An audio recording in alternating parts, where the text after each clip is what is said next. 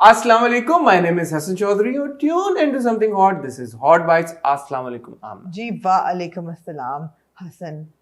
ये क्या था? प्यारे हसन। ये हाँ, क्या? सोच रही थी कि कोई फन बात करूं, फिर कोई फन बात दिमाग में नहीं आई। इतनी आप फन है क्यों नहीं आई आप? आज हर मैं फन फन मौला है हूँ। आप, और फिर आपके दिमाग में फन बात नहीं आई आमना। नहीं जी, मैंने चढ़ा लिए अपने ऊपर 5 किलो वजन। उस दिन तो आपने 600 ग्राम कम किया अभी। उसके बाद मैंने 5 किलो चढ़ा लिए हैं। ओके। जी। तो ऑन द ब्राइटर साइड आपने 600 ग्राम कम भी तो किया ना।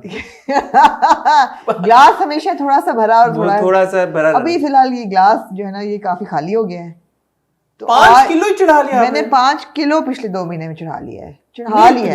2 हफ्ते पहले तो आपने 6 ग्राम कम किया अभी। उसमें सिर्फ 600 ग्राम भी कम हुआ होगा, लेकिन ऑन द होल अगर आप देखें नेट मैंने वजन, और माशाल्लाह से सारा मेरे मुंह पे चढ़ा है। अच्छा। काफी कम मुंह पे चढ़ा है। ओके। इसलिए आज से मेरा खाना पीना है बंद।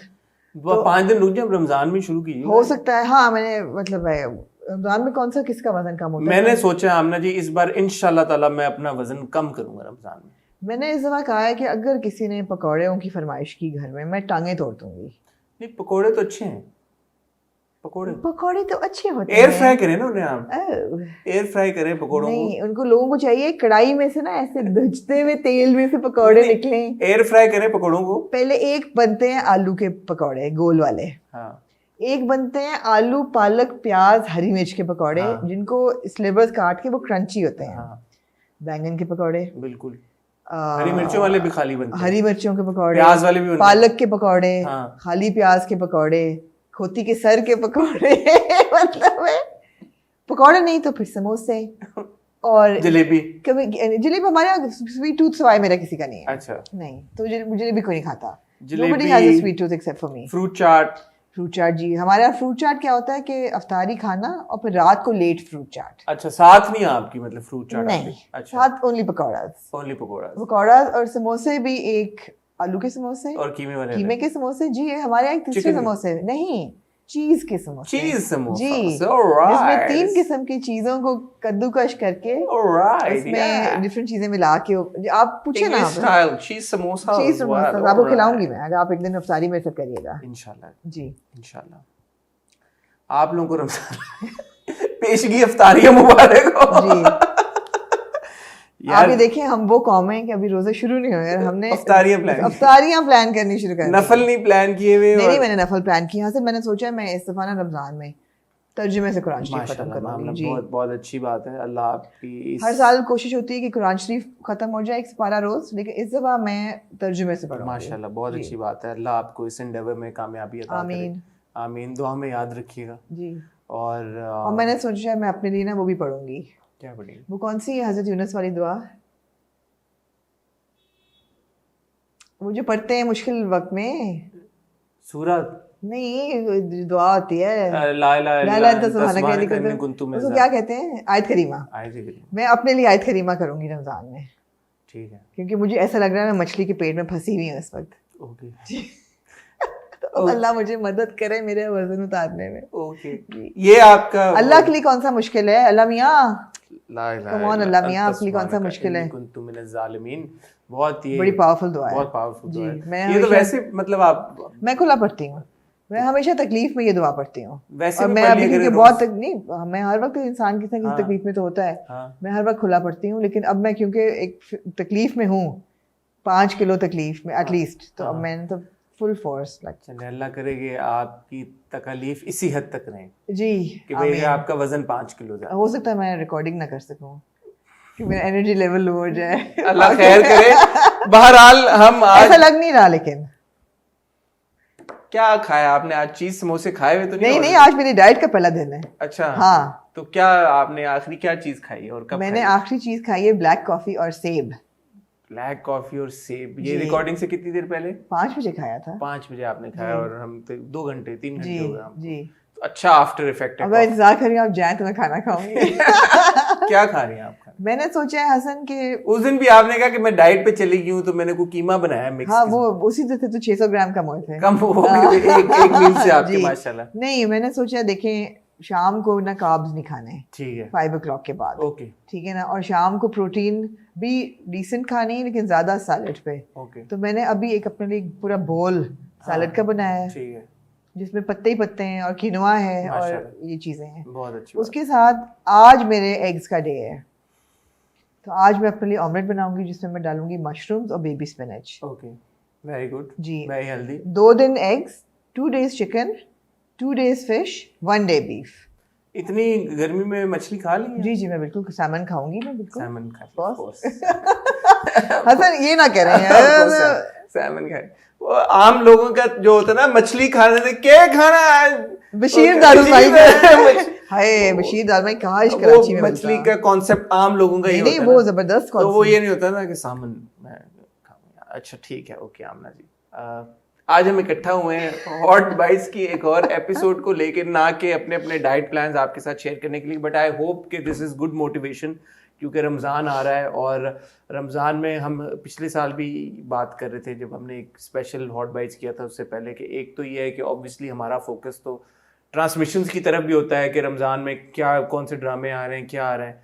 देन ऑफ कोर्स सबसे इम्पॉर्टेंट चीज़ ये है कि आपने इबादत करनी है, जी। और जितना सवाब आप समेट सकते हैं इस महीने में उससे ज़्यादा समेटने की कोशिश करें, वो है। एंड ऑफ कोर्स फिर diet is also very important, because कुछ लोग भूल जाते हैं जी कि यार कि ये 30 दिन के रोजे हैं, उसके बाद आप वापस जा सकते हैं वापस जा नॉर्मली, सकते हैं, हाँ। बट वो 30 दिन पता नहीं इतने उनके ऊपर भारी हो जाते हैं, जी। एनर्जी लेवल उनको लगता है इतना शदीद गिरने लगा है। जी। हालांकि आम दिनों में अक्सर 12-12 14-14 घंटे, अब तो रोजा बहुत छोटा हो गया, 14 घंटे का हो गया, ठीक है। 14 घंटे हो गया, जी। मतलब आप इंटरमिटेंट फास्टिंग 16 घंटे की जी, वैसे जी, कि मैं बिल्कुल, करता रहूं बीच बिल्कुल, में मगर उसमें 18 पानी तो पीते हैं ना? पानी हाँ पीते हैं हम, बट ठीक है 14 घंटे का इतना लंबा रोजा नहीं रहा, पहले हाँ। तो एक पॉइंट पे 15-16 जी, घंटे का भी जी। क्या है, तो ठीक है। एहतियात के साथ खाएं पिएं ताकि आपकी सेहत पे असर ना हो, और अच्छी बात यह है कि आप इस महीने को एज अ व्हीकल इस्तेमाल करें अपने हेल्थ को बेहतर बनाने के लिए। मैंने कहा अपने आप को खुदा के करीब ले जाने के लिए। खुदा के करीब तो वो तो गोज हाँ, विदाउट से, without तो saying। नंबर 1 जी। चीज है रमजान में आपने ज़कात दें, अपने इर्द गिर्द लोगों का ख्याल रखें, जो खुद खा रहे हैं वही दूसरों को खिलाएं, दूसरों को ज़्यादा खिलाएं, खुद कम खाएं भले, और ख्याल रखें अपने जो आप लोगों पे डिपेंडेंट हैं लोग, उनका ख्याल रखें। बांटने से कभी कुछ कम नहीं होता, ये बात आपने हमेशा बिल्कुल, ख्याल रखना बिल्कुल। और याद रखनी है कि खुशियों से लेके और आपके हर चीज से, हाँ, हाँ। पैसे से लेके, खुशियों से लेके, खाने से लेके, जितना आप बांटेंगे उतना अल्लाह में आपको और देगा वापस। तो ये इस ऑन दिस नोट हम चलते हैं एक छोटे से टाइटल ब्रेक की तरफ, और टाइटल ब्रेक से आएंगे जब तो एक ही बार डिस्कस करते हैं कि आज हमने किन किन मौजूआत पे हॉट बाइट्स की एपिसोड करनी है, और फिर हम उन मौजूआत पे शुरू भी हो जाएंगे बात करना। तो मुझे और रामना को एक छोटी सी टाइटल ब्रेक की तरफ जाने दें, और आप इन द मीनवाइल, जैसे आपसे हमेशा रिक्वेस्ट करता हूँ, और कुछ लोग मान भी लेते हैं ये बात, तो मुझे उम्मीद है कि आप में से भी कुछ लोग मान लेंगे। टाइटल ब्रेक में हमारा चैनल सब्सक्राइब करें, बेल आइकन पे हिट करें ताकि हमारे आने वाली सारी वीडियोस की नोटिफिकेशन आपको आए। कहीं जाइएगा मत।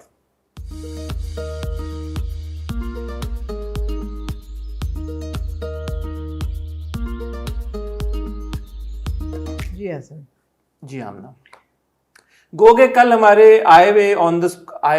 कल हमारे ऑन द स्पॉट पब्लिश किए हुए जी। ऑन द स्पॉट में हमने जी। इसके बारे में बात की थी, जी and of course I am referring to Will Smith चमाट, टू क्रिस रॉक, जी द फेमस स्लैप गेट।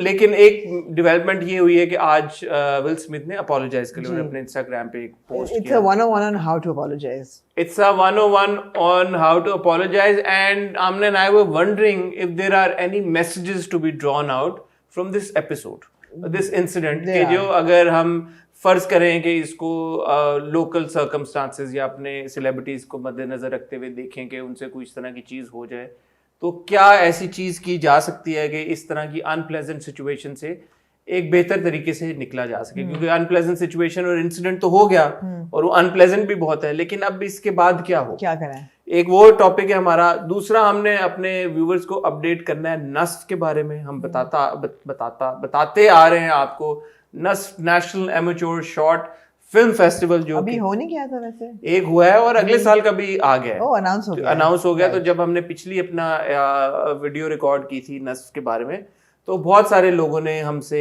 पूछा, रीच आउट किया, डीएम भी बड़े लोगों ने किया कि वो भी उसका हिस्सा बनना चाहते हैं। तो वो पूछ रहे थे कि अगला कब अनाउंस होगा, तो वो हो गया, तो थोड़ी सी उसके बारे में भी आपको इन्फॉर्मेशन देंगे। और कोई टॉपिक मजीद आप डिस्कस करना चाहें तो हुक्म करें।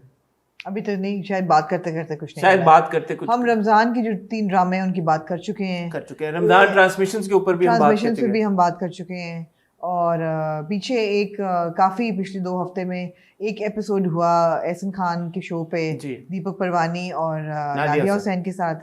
पहले ही बता दूं, दीपक से मेरी दोस्ती हो चुकी है जी। और उनका एपिसोड हुआ जिसपे काफ़ी 2-3 इश्यूज निकले, लेकिन मैंने क्योंकि वो देखा नहीं, मैं उस पर कॉमेंट नहीं कर सकती। मैंने भी नहीं देखा हुआ जी। और कुछ लोगों ने कहा कि आपके बारे में भी कोई बात की, तो मैंने देखा हुआ उसका नहीं। मैंने कल on the bytes and hotspot on the spot जी, ऑन द स्पॉट पे On मैंने the spot उसको में आपने जो उसको address address कर कर लिया दिया था था। कि मैं I don't want to listen to adverse things about myself, it's okay. But एक छोटी सी चीज़ मैं ये जो मैंने पढ़ा कि उनका कमेंट था, उस पर काफ़ी लोगों ने लिखा भी, दीपक का कमेंट था कि fashion in Pakistan has become very regressive, I only been making full sleeve clothes for a long time. It's true, fashion in Pakistan has become regressive. I feel it's not because of the full sleeves, it's because designers have stopped innovating. There is no new style, there is no innovation, there is no creativity. And the reason why there is no style and creativity is सबको अपनी रोजियों के लाले पड़े हुए हैं. And it's completely justified. जहाँ लोगों को फैक्ट्रीज में गैस नहीं मिल रही, बिजली नहीं मिल रही, डिज़ाइनर्स जो हैं वो एम्प्लॉयमेंट नहीं कर सकते, जनरेटर्स लगते हैं, टैक्सेस लग जाते हैं बड़े अनरीजनेबल किस्म के, वहाँ पे इनोवेट करने के लिए एक माहौल होता है। वो हम कहाँ से इनोवेट करेंगे यार? So that part of the conversation जहाँ उन्होंने कहा कि फैशन रिग्रेसिव हो गया, he is absolutely right. Fashion देखिए, इनोवेशन कब होती है? फैशन वीक्स पे होती है, जब डिज़ाइनर वक्त निकाल के एक कलेक्शन बनाता है। Deepak has made some fantastic collections in the past, but fashion week ही नहीं अब हो रहा, तो अब वो बना रहे हैं collections, him and everybody else, they are making for the shops. For the shops you make what sells, and what sells is commercial fashion, which is regressive. I might sound pretty ignorant, but I still would want to ask you this question because I think not asking makes one more ignorant. मुझे ये बताएं कि जिस fashion की हम अक्सर बात करते हैं या डिज़ाइनर वेयर की बात करते हैं, is it not intrinsically for a very niche sort of customer segment? मतलब आपकी जो masses हैं, somebody like दीपक परवानी जो वो कपड़े बनाते हैं, please correct me if I am wrong, वो masses के लिए हैं या वो एक छोटे niche segment के लिए हैं? So fashion is also because as we know fashion is expensive or like you know, but it shouldn't be, right? Because fashion is a very broad spectrum. No, it shouldn't be or couldn't be. पहले हम जा रहे, it isn't in the world. Fashion is a very broad spectrum. मैं current scenario में बात कर रहा हूँ. So somebody like दीपक परवानी, उनका जो शादी के जो outfits हैं वो एक आम मिडिल क्लास का लड़का या लड़की अफोर्ड कर सकते हैं? बड़ा रिलेटिव है हसन, ये डिफाइन करना कि महंगा क्या है और महंगा क्या नहीं है। इट ऑल डिपेंड्स ऑन, अगर एक चीज़ आप अफोर्ड कर सकते हैं वो आपके लिए महंगी नहीं है, एक चीज़ आप अफोर्ड नहीं कर सकते वो आपके लिए महंगी है। ग्लोबल स्टैंडर्ड है कि आपकी एक होती है, एक पॉवर्टी लाइन होती है, एक वो मतलब इकोनॉमिक्स सारी उसकी है। तो मैं ये पूछ रहा हूँ आपसे कि जो पाकिस्तान के जो डिजाइनर्स हैं नहीं जो वो बना रहे हैं कपड़े, वो मासेस के लिए या नीश दीपक के, आई थिंक मैसेस खरीद सकते हैं। Deepak is not that expensive, no. ठीक है, Deepak has a shop on Zamzama, जिनकी दुकानें हैं वो फिर भी मिडिल क्लास के लिए केटर कर रहे हैं। आपके जो कुट्योरियर्स हैं, जो ब्राइडल डिजाइनर्स हैं, वो उनको कोई हाथ नहीं लगा सकता। मैं इसलिए ये सवाल पूछ रहा हूँ कि हमारी सोसाइटी में भी आई एम श्योर के सेगमेंट्स हैं, राइट? जी, उसमें कुछ लोग हर सोसाइटी में होते हैं, हर सोसाइटी में होते हैं। तो हमारी सोसाइटी में भी ओवरऑल अगर आप देखें तो हाँ, ये एक जनरलाइज आप स्टेटमेंट कह सकते हैं कि रिग्रेस कर गया fashion in terms of the fact कि यार कि ठीक है, अब ज्यादातर मासेस जो हैं वो फुल स्लीव्स को प्रेफर कर रहे हैं। बट जो आपका जो अपर क्लास है या जो आपके सोसाइटी का एक होता है ना, एलीट्स हैं, जो अमीर लोग हैं, जो अमीर तबका है, जो कन्वेंशनली जो डिफेंस का बर्गर क्राउड आप जिनको कहते हैं, सॉरी मैं ये अल्फाज इस्तेमाल कर रहा हूँ, बट एक just to get my message across, वहां पे तो इस तरह की कोई रिस्ट्रिक्शन या नहीं होगी ना कि उनको फुल स्लीव्स ही पहनना है जी। मतलब अगर आप देखते हैं लोग वेकेशंस पे जाते हैं तो वहां पे वो हर तरह के कपड़े पहने हुए होते हैं, हम इंस्टाग्राम पे तस्वीर से क्या कहने की कोशिश कर रहे हैं? तो मैं कहने की ये कोशिश कर रहा हूँ कि एक सेगमेंट है बहरहाल जो इस तरह के कपड़े पहन सकता है और उनकी डिमांड है और पहनता है। अभी हुआ है सन क्लब बॉल हुआ है, किडनी सेंटर का वो हुआ है बॉल, उसमें लोगों ने जिसमें तस्वीरें हमने देखी है सारी। सो जो आपकी ऑलरेडी एक आप नीश कस्टमर के लिए बना रहे हैं और वो niche customer is okay with wearing any kinds of clothes, then what is the argument here? The argument is कि आप सिर्फ नीश के लिए नहीं बना रहे that's what my question is. So अब मैं यही आप सवाल पूछे ही जा रहे हैं, जवाब का इंतजार ही नहीं कर रहे हैं, पूछे जा रहे हैं, बोली जा रहे हैं, ये नहीं कि मुझे भी बोलने का मौका दें। इसका जवाब ये है प्यारे हसन कि फैशन डिज़ाइनर जो है ना, fashion is elitist all over the world. आपके जो टॉप ब्रांड्स हैं वो जो क्रिएट करते हैं, जो फैशन वीक्स पे आप देखते हैं, वो आम मिडिल क्लास आदमी अफोर्ड नहीं कर सकता। बट होता क्या है कि जब फैशन वीक में आपके टॉप ब्रांड्स डिज़ाइंस क्रिएट करते हैं और उन क्रिएशंस में बहुत पैसा लगता है रिसर्च और डेवलपमेंट पे, जब वो क्रिएशंस आगे जाती हैं they filter down into the market. जी, अब आप देखेंगे कि अगर वर्साची के स्टडेड शूज़ चल रहे हैं, आपको विद इन डेज वो स्टडेड शूज़ ज़ारा पे नजर आएंगे for a lower price bracket. Versace doesn't mind because their design is not being copied, a style is being copied at a very lower price, catering to a market that is not his market anyway. जो बंदा ज़ारा से वो जूते खरीदेगा, rockstars वाले, वो Versace से नहीं लेगा जाके। मैं बाय द वे रॉकस्टार्स वाले जूते ज़ारा से कभी नहीं खरीदूंगा। मैं अपनी एक बात कर रहा हूँ, फिर अपनी बात ले आए। मैं इसलिए कह रहा हूँ कि वही जो उस दिन हम बात करते, आप समझ नहीं रहे बात को। बात ये है कि फैशन का हर इंसान को शौक होता है, हर इंसान को शौक है कि वो अच्छे कपड़े पहने, वो अच्छा लगे, वो फ़र्क लगे। आई मीन हमने फैशन फोर्टनाइटली शुरू किया, you have to sit with me and see the emails that I have gotten. People have done photo shoots of themselves, you know, and there people love clothes and love fashion. Fashion regressive कब होता है? जब आप when you throw in the towel and you say कि यार हिम्मत नहीं रही कुछ इनोवेट करने की, बिकॉज इनोवेट करेंगे तो उसकी मार्केट नहीं है इतनी, उसकी बहुत छोटी मार्केट है। हमें वो बनाना है जो ज़्यादा लोग खरीदें। ज़्यादा लोग क्या खरीदते हैं? सेफ कपड़े। पाकिस्तान में एक्सपेरिमेंटेशन नहीं है इतनी आउटफिट्स की। क्यों? बिकॉज फैशन आप बनाते हैं थिंकिंग आप पहन के कहाँ जाएंगे। सो पाकिस्तान में फ़ैशन कौन खरीद रहा है? Middle class woman is buying fashion to go wear, to go to family events basically, to wear summer clothes, to iftaris now, to shaadis. तो आपकी मार्केट छोटी हो जाती है। वेस्ट में आप कपड़े खरीद रहे हैं to go to work, to go to happy hours, to go to clubs, to go to cruises, to go to holidays, sundowners, to go to ski dinners, holidays, to go to cruise holidays, beach holidays. It's just that there are so many different types of people. मैं आपकी बात समझ गया हूँ, और मैं क्योंकि इतना वेल वर्स नहीं हूँ, आप और दीपक और आप सब लोगों को ज्यादा पता है फैशन का। आप लोग जो कह रहे हैं सही कह रहे होंगे। फैंटास्टिक कलेक्शंस, मैं तो अपनी which have been fantastic despite being full sleeve, by the way। कहने की कोशिश मैं ये कर रही थी कि हमें as a design और फैशन फ्रेटर्निटी को ये सोचना है कि जो बिक रहा है उसमें इनोवेशन कैसे ला सकते हैं। And that is something that DJs did very well. You know, he and Fiha, his daughter, did modest wear in a very contemporary modern way. तो हमें करना क्या है कि हमें modest wear, अगर लोग खरीद रहे हैं, modest wear को आप contemporary कैसे बनाते हैं? Everybody wants to look good. जी, अब बात आपने बड़ी अच्छी 100 बातों की एक बात कर दी है कि हम यही बात करते हैं हमेशा कि लोगों के पास ये राइट होना चाहिए ना कि जो जिस तरह के वो कपड़े पहनने चाहिए। तो अगर मेजॉरिटी एक तरह के कपड़े पहनना चाह रही है तो फिर फैशन डिजाइनर का काम ये है कि उनको वो दे और उसमें इनोवेट इस तरह करके दे कि वो इंटाइस हों और वो बोले कि यार हमने ये खरीदना। That's the bottom line. और ये हमारे टॉप टियर है फैशन इंडस्ट्री की। ये नहीं करेंगे तो कौन? दीपक इज वन ऑफ देम। आपसे ये नहीं करेंगे तो कौन करेंगे? एब्सोल्युटली। ठीक है। तो मैं ये चाहूंगी कि अगर लोग खरीद रहे हैं फुल स्लीव तो आप फुल स्लीव में इनोवेशन करें। ठीक है। मैं इसके ऊपर ये भी तबसरा करना चाहूंगा अगेन कि जहाँ लोग एक इस तरह के कपड़े प्रेफर करते होंगे फुल स्लीव्स या मॉडस्ट क्लोथिंग या वो हम जब अब जाते हैं बाहर, हमारे मुल्क में एक बड़ी तादाद यंग लड़के और लड़कियों की है और वो बड़ा कंटेम्प्रेरी तरीके पे ड्रेसअप होते हैं। आप मॉल्स में चले जाएं, कॉन्सर्ट्स में आप देखें या प्रीमियर्स पे इधर उधर हम अक्सर देखते हैं और ये पहले इतनी अवेयरनेस भी नहीं थी शायद।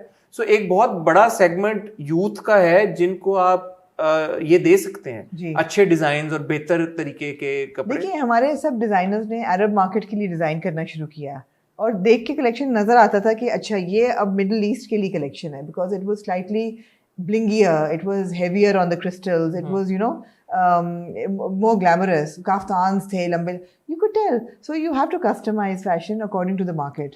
अगर हमारी मार्केट है कंजर्वेटिव मॉडेस्ट वेयरिंग तो देन यू मेरे ख्याल में तो हमारी हर तरह की मार्केट है कंजर्वेटिव, ज्यादातर कंजर्वेटिव है। बट अब यूथ की मैं बता रहा हूँ आपको, इतनी बड़ी नहीं, हमारा इतनी परसेंटेज है हमारे मुल्क में, क्या बात कर रही हैं? नहीं बहुत कम लोग हैं जो कि Fawad Chaudhry keeps throwing number 60% हमारा जो मुल्क की आबादी है वो यंग है, between the age bracket. But हमेशा सना सफीनाज ये बात करते थे कि हम रैक पे बेचने के लिए स्लीवलेस शर्ट लगाते हैं, but we give an option of sleeves because people will like the sleeveless but they will order the sleeves. Okay, so we are conservative and that's fine, nothing wrong with it, we can still be innovative. पहली बात तो ये है।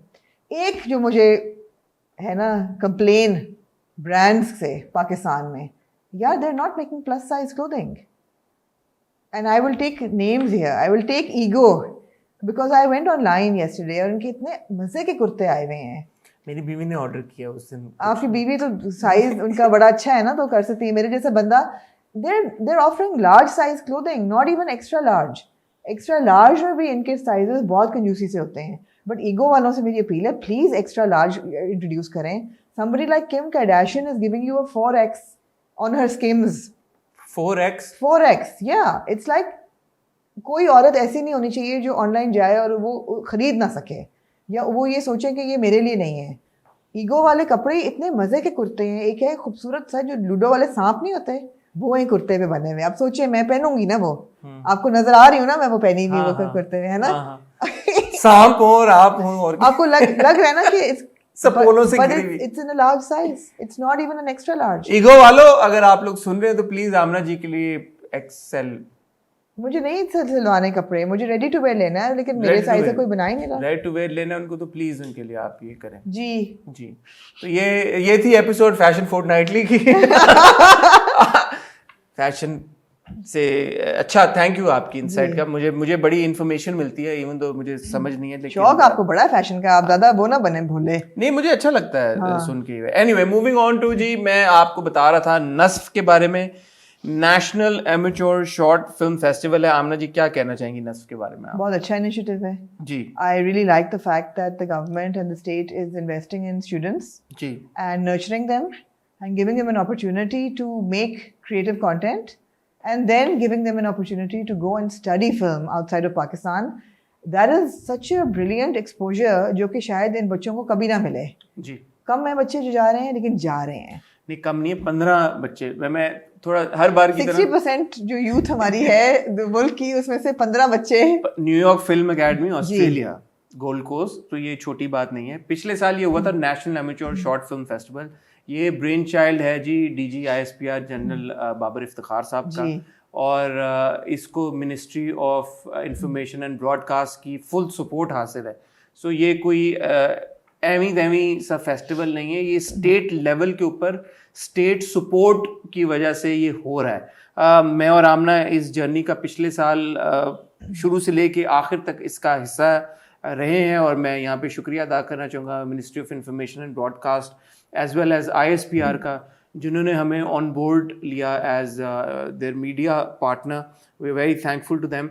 और एक वजह जो मेरी और आमना की तरफ से इस फेस्टिवल को फुली सपोर्ट करने की थी, वो ये भी थी कि ये फेस्टिवल यूथ के लिए, और ये कम्प्लीटली मेरिट बेस्ड है। हमने पिछला आपको 2-3 बार इस पे हॉट बाइट्स कर भी चुके हैं, आपको अवेयर भी करते आ रहे हैं कि ये सेशन है जिसमें आपने पार्टिसिपेट करना है। इसकी कैटेगरीज हैं, अपनी कोई भी शॉर्ट फिल्म बना के आपने भेजनी है, और वो फिर उसका प्रॉपर एक तरीके के साथ हमारे जजेस नस्फ जिनको अपॉइंट करता है वो उसको देखते हैं, मेरिट के लिहाज एतबार से प्रॉपरली उसमें से सिलेक्शन होती है। पिछले साल 1100 एंट्रीज मौसूल हुई। इस साल हमारी कोशिश है और उम्मीद है कि 1100 से भी ज़्यादा, बल्कि डबल 2200 मैं तो चाहूँगा कि एंट्रीज आएँ। करना आपने कुछ नहीं है, ये लिंक है, ये हम चाहेंगे कि यहाँ पे चल जाए। पिछली बार के जो विनर्स हैं, 15 विनर्स सिलेक्ट हुए जिसको जूरी ने सिलेक्ट किया, और वो अब न्यूयॉर्क फिल्म एकेडमी ऑस्ट्रेलिया जा रहे हैं 1 साल के कोर्सेज के लिए, जिसमें स्क्रीन राइटिंग भी लोग कर रहे हैं, फिल्म मेकिंग भी कर रहे हैं। सो अगेन, अगर आपका इंटरेस्ट है फिल्म मेकिंग में, आपका इंटरेस्ट है बिहाइंड द कैमरा आने में, या टेलीविजन इंडस्ट्री का या फिल्म इंडस्ट्री का हिस्सा बनने के लिए, this is a fantastic opportunity for you. www.ispr.gov.pk/nasf वो हम यहाँ पे चला भी देंगे, www.ispr.gov.pk/nasf। यहाँ पे आप जाएं, यहाँ पे सारी डिटेल्स मौजूद है नस्फ के बारे में, सारी गाइडलाइंस हैं, कैसे आप रजिस्टर कर सकते हैं, कैसे आप पार्टिसिपेट कर सकते हैं, सारी इन्फॉर्मेशन यहाँ पे है। 2022 का जो नस्फ का सेकंड एडिशन है उसकी एंट्रीज अब शुरू हो गई हैं, इसमें ज़रूर पार्टिसिपेट कीजिए। जब हमने नस्फ 1 की कंक्लूजन पे वीडियो की थी तो बहुत सारे लोगों का डीएम आया था, वो चाहते थे कि वो इसका पार्ट बने और वो हमसे पूछ रहे थे कि वो लिंक कहाँ है, तो अब वो लिंक आ गया है, तो आप लोगों को हमने शेयर कर दिया। मैं यहाँ एक छोटी सी अपील कर सकती हूँ, जहाँ बहुत अच्छा काम हो रहा है नस्फ पे और जहाँ पे स्टूडेंट्स को इनकरेज किया जा रहा है to make creative content that gives a very positive and good picture of Pakistan, वहाँ पे मेरी फवाद चौधरी साहब से एक छोटी सी अपील है and from the state that जो फिल्में सेंसर बोर्ड ने पास कर दी हैं और अप्रूव कर दी हैं, प्लीज़ उनको फैसिलिटेट करें और उनकी रिलीज़ के लिए कोई एवेन्यूज़ खोलें, इसलिए कि फ़िल्म मेकर्स के लिए बहुत हार्ट ब्रेकिंग चीज़ है ये। अभी 3 फिल्में ऐसी हैं जो फंसी हुई हैं जो कि सेंसर बोर्ड क्लियर कर चुकी थी। एक आपकी थी ज़िंदगी तमाशा सरमद खुसट की, दूसरी फिल्म थी आपकी जावेद इकबाल यासिर हुसैन की, और तीसरी फिल्म आपकी थी I meet you there Parveen Bilal की। ये तीनों फिल्में थी। यासिर की जो फिल्म थी एक्चुअली तो अबू अलिया की, अबू अलिया की फिल्म, जी फिल्म है, यासिर उसमें है। तो ये तीनों फिल्में सेंसर बोर्ड ने क्लियर कर दी थी और सेंसर बोर्ड में हर किस्म के लोग हैं, रिलीज होने जा रही थी। इसका तो जावेद इकबाल का तो प्रीमियर हुआ था। इसका मतलब है कि इसमें कोई भी रिलीजियस सेंटिमेंट्स या नेशनल सेंटिमेंट्स हर्ट नहीं हो रहे इन फिल्मों में, लेकिन हमारे मिसक्रिएंट्स हैं कुछ सोसाइटी के ऐसे हिस्से जो कि ट्रबल मेकर्स हैं, मैं इनको इस तरफ यही कहूँगी कि देयर मेनेस टू सोसाइटी। दो एलिमेंट्स सेड कि ये फिल्में रिलीज़ नहीं होंगी और लिहाजा वो पड़ी नहीं है, देर मिट्टी खा रही हैं। They've been approved. अच्छा, मुझे जो आखिरी पता चला था कि सरमद की फिल्म को तो अप्रूवल मिल गया है और फिर सरमद ने फिर ये कहा कि अभी वो रिलीज नहीं कर रहे, बट उन्होंने रीजन नहीं दिया, तो मुझे नहीं पता कि इसका अब क्या रीजन है जी, but I thought it was going to be release last month. So again my appeal is to the state and to the government and to the ISPR because we see a very progressive set of people and we meet them and we know that how much great content is being made for Green Channel as well. It's all progressive content. These are progressive films and ठीक है, they may not shed light on a great part of Pakistan. अब जावेद इकबाल थे, अब एक serial killer Pakistan में, हर मुल्क में आपको ऐसा एक निकलेगा। उनकी बेशुमार फिल्में बनी हैं। This is not a bad reflection on Pakistan. It's just a different angle. So ये रोकना नहीं चाहिए, इसको भी चलने दें और प्लीज इन फिल्मों को रिलीज करने में मदद करें। फवाद चौधरी साहब का आपने जिक्र किया, नस्फ के साथ वो बड़े सपोर्ट करते हैं, बड़े सपोर्टर हैं और बड़े एक सीनियर कैपेसिटी पे एसोसिएटेड है, बल्कि इंपॉर्टेंट कैपेसिटी में एसोसिएटेड है। जो नस्फ 2022 की थीम है फ्रॉम ओशन टू माउंटेन्स, ये एक्चुअली फवाद चौधरी साहब ने इसको कॉइन किया, वहाँ से ओरिजिनेट की है ये थीम। तो उनका बड़ा एक इसमें रोल है, ministry of information and broadcast का बड़ा इंपॉर्टेंट रोल है, बिकॉज ऑब्वियसली जो आपके स्टेट इंस्टीट्यूशन होते हैं वो जब साथ में काम करते हैं तभी बहुत अच्छा और ज़बरदस्त काम होता है। सो अगेन ISPR का इनिशिएटिव है, लेकिन ministry of information and broadcast की बहुत फुल सपोर्ट हासिल है। हमने आपको लिंक शेयर कर दिया है, दोबारा रिक्वेस्ट करेंगे एक बार चल जाए ispr.gov.pk/NUSF, इस पे जाएं, इस पे आपको पूरी डिटेल मिल जाएगी कि 2022 के नस्फ में पार्टिसिपेट करने के लिए आपने क्या करना है।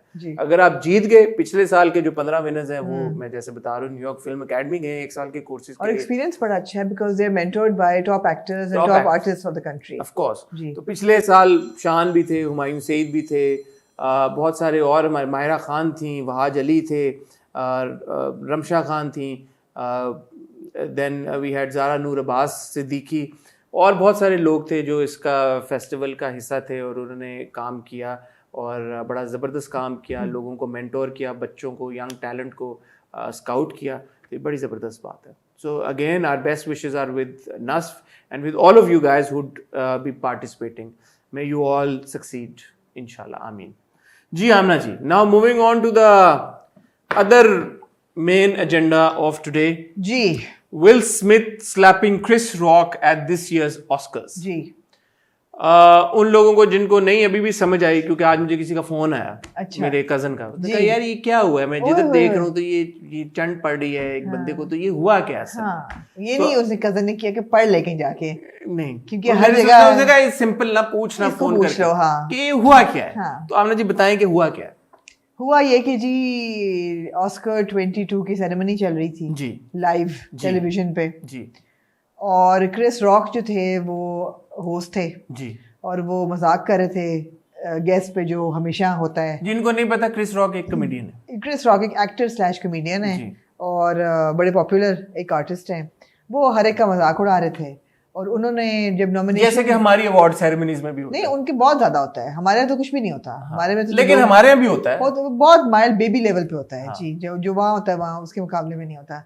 बीच में उन्होंने बैठे हुए थे हैवियर बारडम जी और पेनेलोपी क्रूज, ओके, और they are both nominated. Penelope दा मनु पता है तुझे? हैवियर का नहीं पता, हैवियर का नहीं मनु पता, बड़ा गुड लुकिंग जो है। अच्छा इसीलिए मनु पेनेलोपी दा पता है। अच्छा ठीक है।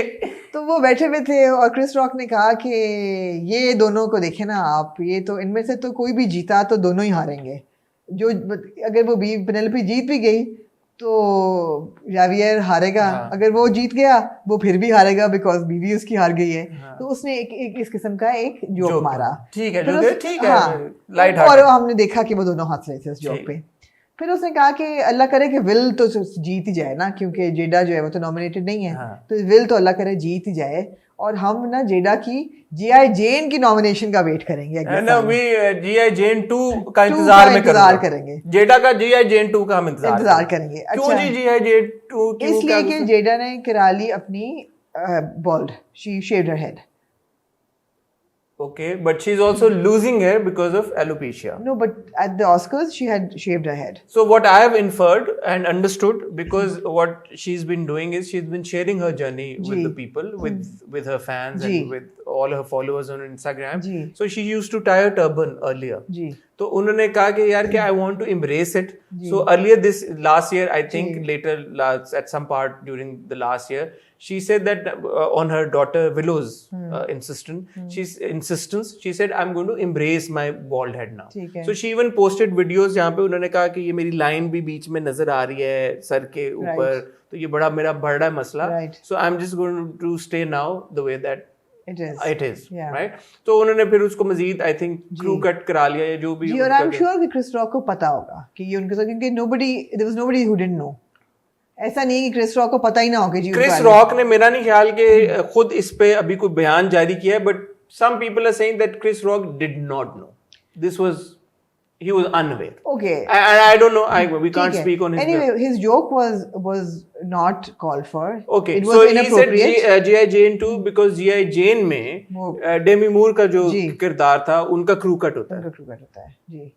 तो अगर देखा जाए तो कोई इतना कोई जोक मायूब है आपके. I thought it was inappropriate and rude because आप किसी के गंज का मजाक उड़ा रहे हैं जबकि वो एक बीमारी से रिलेटेड है, not a choice. ठीक है. So I think it is. I can understand कि ये बुरा लग सकता है. But the fact of the matter is, कल मैं आपको on the spot में भी कह रहा था और फिर मैंने घर जाके दोबारा देखा. Will was laughing at the joke and he did laugh at the joke. He did. He laughed at the joke, but Jada rolled her eyes. हाँ. तो अब उसने जब आईज रोल की तो वो कट हो गया कैमरा और फिर अपेरेंटली उसने इसी नजर से देखा विल को जी. तो बीवी जब ऐसी नजरों से देखे तो अक्सर जो मियाँ होते हैं वो कहते हैं कि अच्छा वो.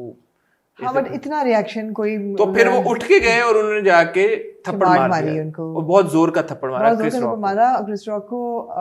और फिर आके वो बैठे और फिर वहां तक बात खत्म नहीं हुई, गाली भी निकाली और उन्होंने कहा कि don't keep my wife's name out of your beep mouth. हाँ. और फिर उसने कहा कि this was a G.I. Jane joke and he said बहुत जोर से चीख के उन्होंने कहा और वो लोग भी परेशान हो गए. बड़ा awkward moment था सबके लिए. People were like, but you have to give it to Chris Rock. ख्याल था कि orchestrated है. हाँ. फिर जब उन्होंने गाली निकाली फिर उन्होंने कहा कि नहीं orchestrated. मैंने तो देखने के बाद भी मुझे लगा कि orchestrated है. जब रिएक्शन है फिर मैं क्या अच्छा मतलब ये तो असल में हो गया है. तो मैं तो देखने के बाद भी मुझे लगा कि orchestrated है, बट वो नहीं था. अच्छा, अब इसमें क्रिस रॉक का जो रिएक्शन था वो बड़ा अच्छा था, उनको अप्रिशिएट करना चाहिए. मैच्योर रिएक्शन था. You've got to keep in mind Oscar की सेरेमनी लाइव जा रही होती है, टेलीकास्ट हो रही होती है. सो उन्होंने he held it together और ये उन्होंने अमेरिका में आई थिंक काट दिया था बिकॉज वो आपका थोड़ा सा लैग होता है लाइव ट्रांसमिशन में कुछ सेकंड्स का, तो अमेरिका में काट दिया था. But elsewhere I think Japan में और ऑस्ट्रेलिया में वो अब तो ऑनलाइन हर जगह हो गया और वो ऑनलाइन भी फिर इवेंचुअली वो चली बात. अच्छा जी, अब आते हैं इसके रिएक्शंस के ऊपर. नहीं उसके बाद आज यानी कि एक दिन बाद विल स्मिथ ने फिर एक अपॉलॉजी. मैं कह रहा हूं पहले तो रिएक्शंस में आए ना. अपॉलॉजी तो आ जाए ना। नहीं, उसके बाद वो रोए, उनको फिर अवार्ड मिला। ऑस्कर मतलब पहला ऑस्कर उनका, मतलब ये होता है कारमा। तो जिंदगी का पहला उनका अवार्ड विल स्मिथ ने ऑस्कर जीता। पूरी फिल्म की जो कास्टिंग क्रू की मिट्टी पर डाल दी।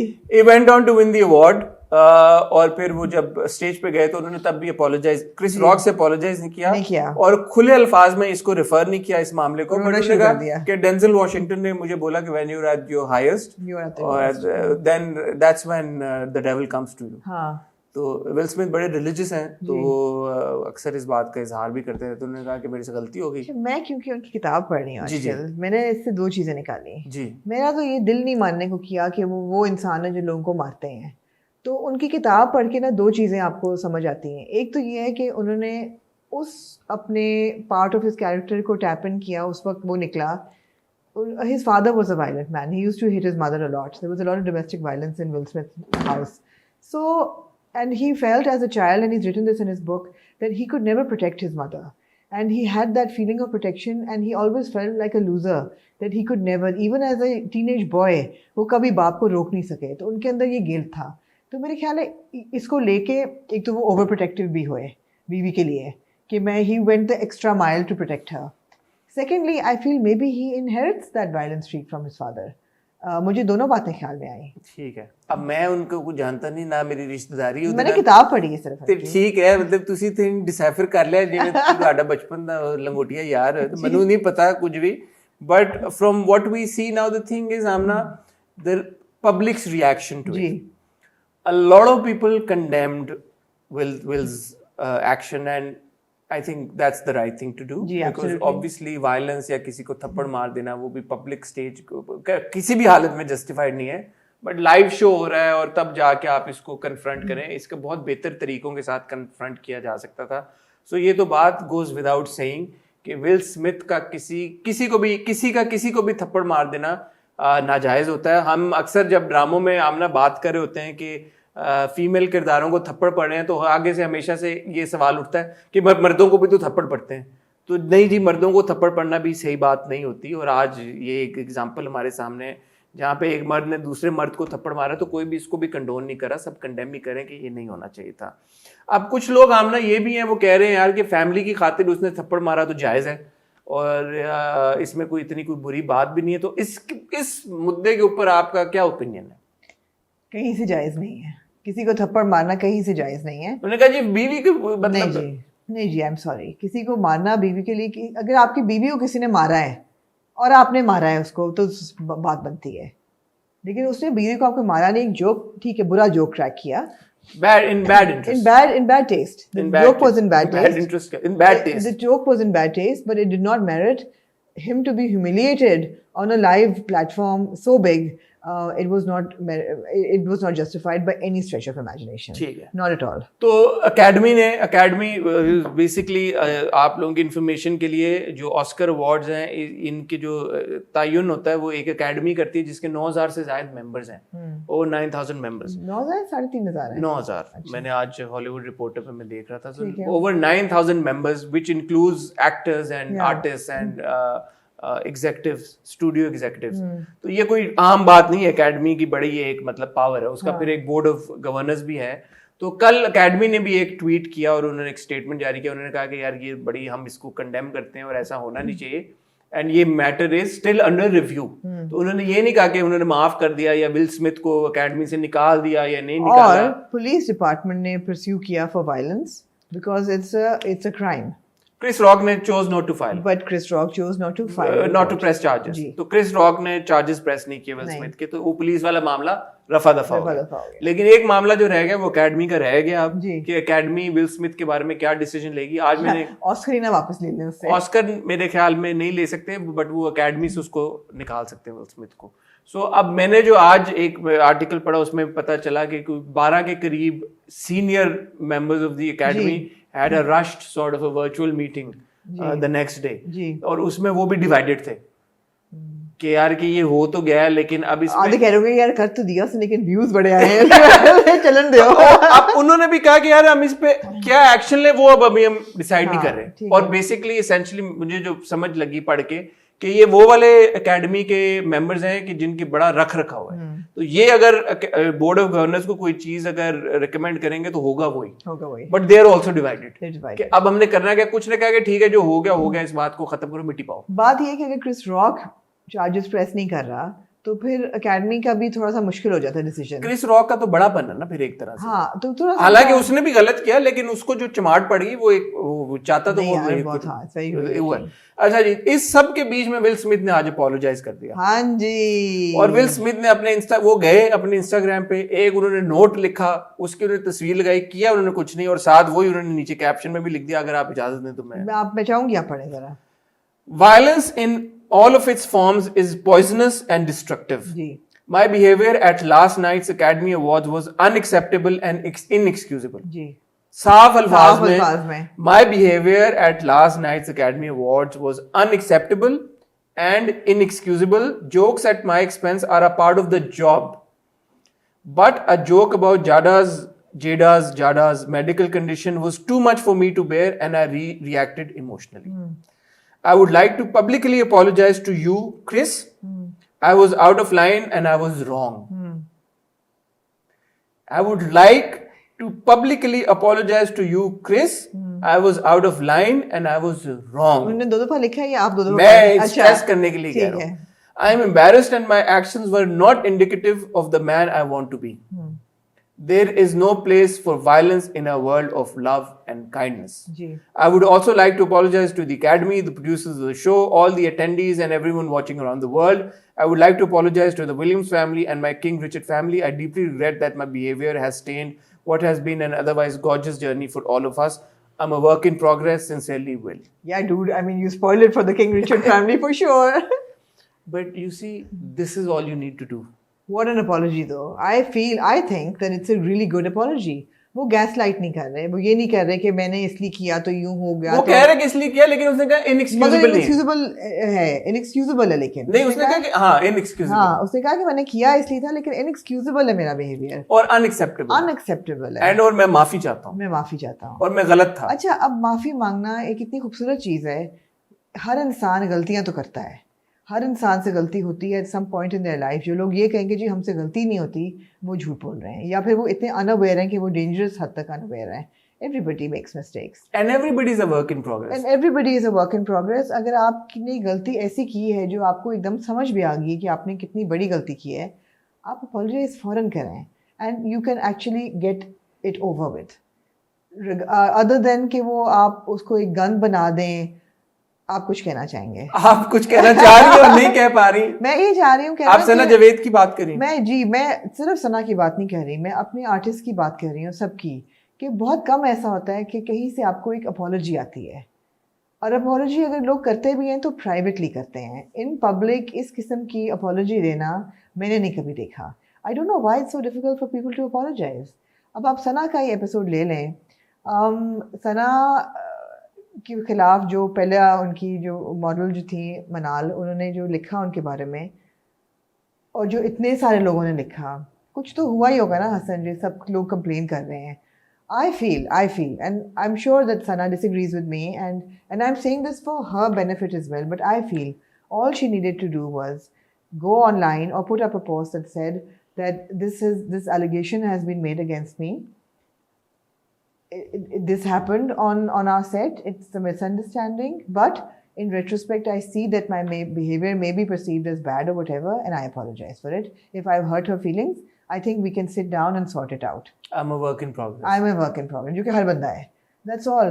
Well, the mistake she made was that legal notice, because what does that prove? You know, that it just proves that you have the muscle to flex. All it needed was an apology. कि जी आपको लगा मैंने आपके साथ बदतमीजी की है, यार I'm really sorry, let's sit down and work it out. और दूसरी तरफ वो जो एक्सट्रीमिस्ट बैठे होते हैं, नहीं अपॉलोजी से क्या होता है, वो गलत कहते हैं। वो ठीक है, हर बंदा, तब भी हमने बोला था हर बंदे से कहीं ना कहीं बदतमीजी कोई ना कभी हो जाती है। लोगों ने कहा नहीं जी हमसे नहीं बदतमीजी होती वाला यार होती है, आप सबसे बदतमीजी होती है। कभी कभी आप अपने पेरेंट्स के साथ बदतमीजी कर जाते हैं, कभी कभी आप अपने बच्चों के साथ कर जाते हैं, आप अपने हाउस स्टाफ के साथ बदतमीजी कर जाते हैं।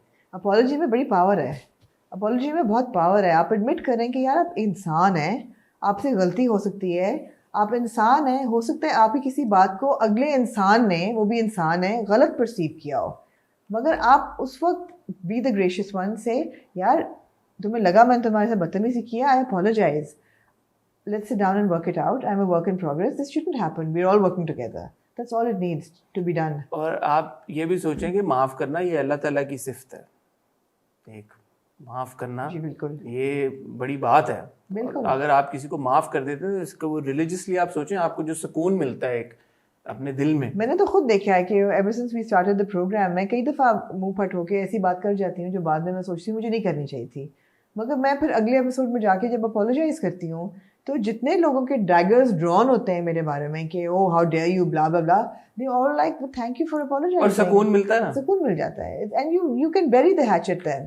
You don't have to drag it out then endlessly, because at the end of the day our viewers are very precious to us.